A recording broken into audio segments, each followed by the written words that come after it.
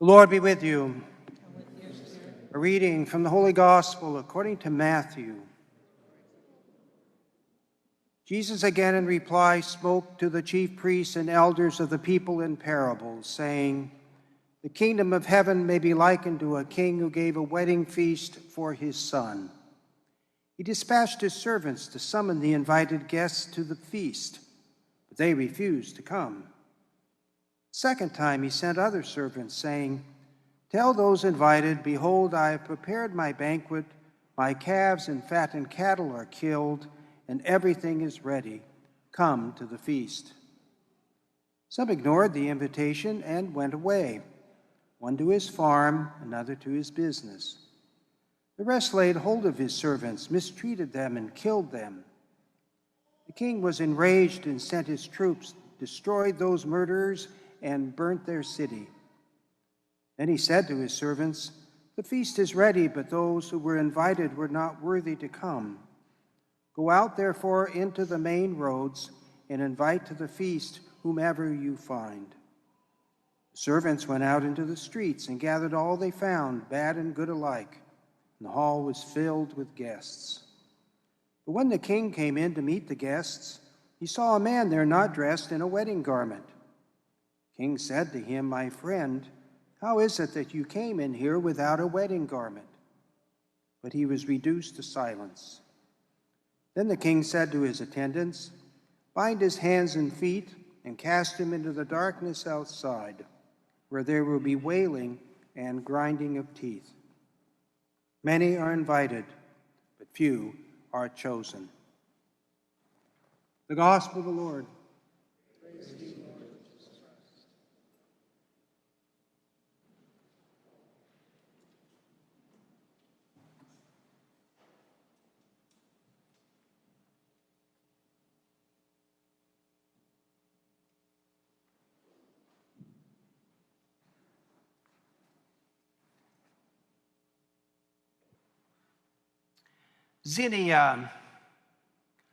Xenia is an old Greek word from ancient Greece, xenia.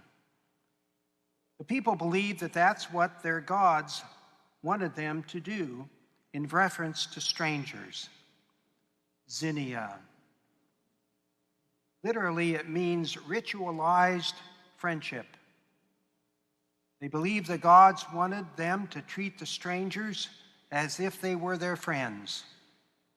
Never met the people before and will probably never see them again. But when people came to their homes on a journey, needing food and water and a place to stay, they were obliged by the gods to do that. That was their belief. In fact, they thought the gods were so interested in that the gods sometimes would dress up as people who were traveling and come to your door and ask for xenia. And you better provide it. You don't want to disobey the gods if they're standing in front of you. The Jewish people had a very common kind of idea in terms of strangers. We have depicted in our icon of the Holy Trinity an image coming from the time when strangers came by where Abraham and Sarah were staying and needed to be taken care of. It was called hospitality. And so Abraham made them comfortable, put them in the shade, gave them something to drink because it was hot, and Sarah fixed them something to eat, took care of them, gave them a place for a while, and then they went on. But in that story, we find out that those strangers were actually angels of God, who were sent to experience hospitality from Abraham and Sarah. Hospitality is part of the account we hear in the gospel today. We've had a number of parables. We're just every Sunday reading consecutively through the Gospel of Matthew. Went to this section of Matthew where there's just one parable after another. We went through a number of parables about vineyards and farmers and did that. And now we've moved into this other parable about a king who was going to have a wedding feast for his son. Son's getting married, have a party. Seemed pretty straightforward. And so the king invites people he would want to be his guests. In that culture, basically, you stuck with your own kind. A king would be with royal people, with a higher echelon of society. Poorer people would be with poor people. They wouldn't be with the king. So that was a very firm idea of who did you associate with. And so the king invites these fancy people, but they won't come. They refuse. We don't want to come to your son's wedding feast. We have other things to do. We're busy. But he sends out the servants a second time because in that culture, what people would do is check out who is going to this feast. Are you going to the feast? Because if you're not going, I'm not going. Or if you're going, I'll go. It's that kind of routine. So that's why the servants go out a second time. They want to check out and see if these people have made up their minds yet. And so they do. They come and invite these people. Again, they won't come.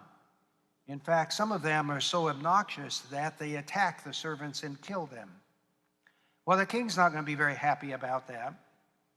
And so he sends his troops and destroys these people's city. So, end of that. They wouldn't come. But his feast is all ready. Killed all the animals, got them all ready. They've been on the spits, they've been all cooked. They're ready to go. But his banquet hall is empty. So then he sends out the servants to everywhere, to the streets, saying, go out into the streets, the byways, the alleys, the back roads, the marketplaces. Go out there and get anybody to come in. I've got all this food, I need to feed them. And so they do. They go out and come in people, as the gospel says, the good and the bad. They invite them all and bring them in. Now, these people are going to come because the part of town that the king lived in, they were probably never allowed to be there. And they would certainly have never been in his palace. So the idea that you got invited to the king's banquet, that's amazing. They, of course, would come. And they did. They filled the banquet hall, ready for the feast.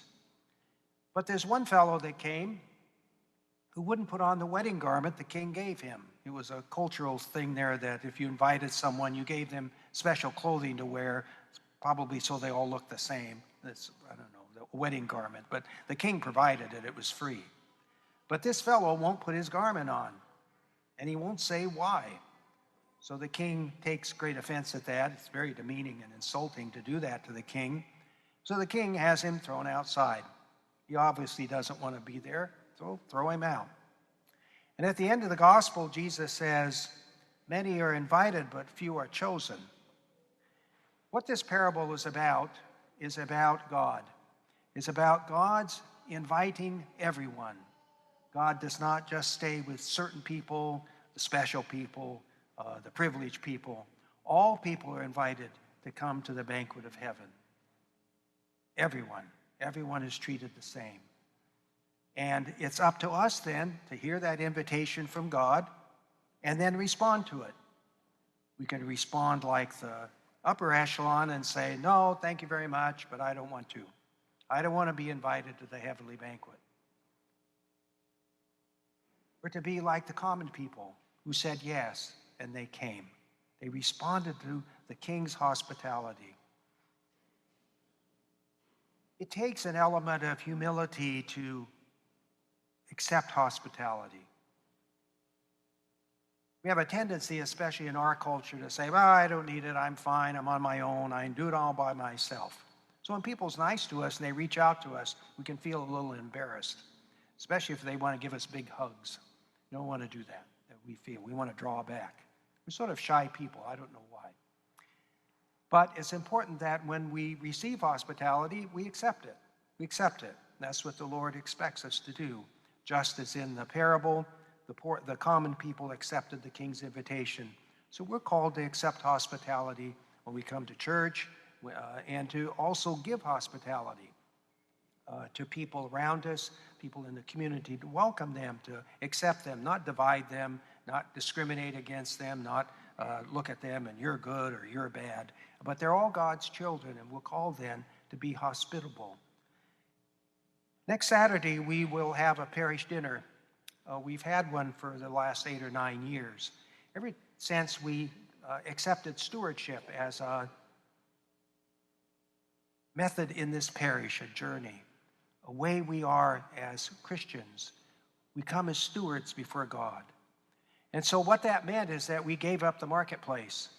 We don't buy and sell things anymore here, typically. We don't have auctions. We don't sell dinner tickets. That basically we rely upon the Holy Spirit to work through each member of the parish for them to provide of their time, talent, and treasure to reach out to God's people, to help in the community, to help with their resources.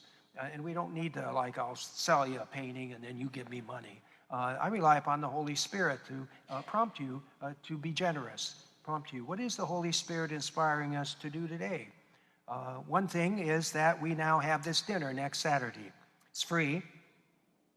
It's going to be a wonderful dinner. We have a wonderful chef, Chef Eric. He's done all of our dinners, and he does a wonderful job. This is good restaurant quality food, and it's going to be provided, and you're welcome to come. But you need to sign up so we know what to expect.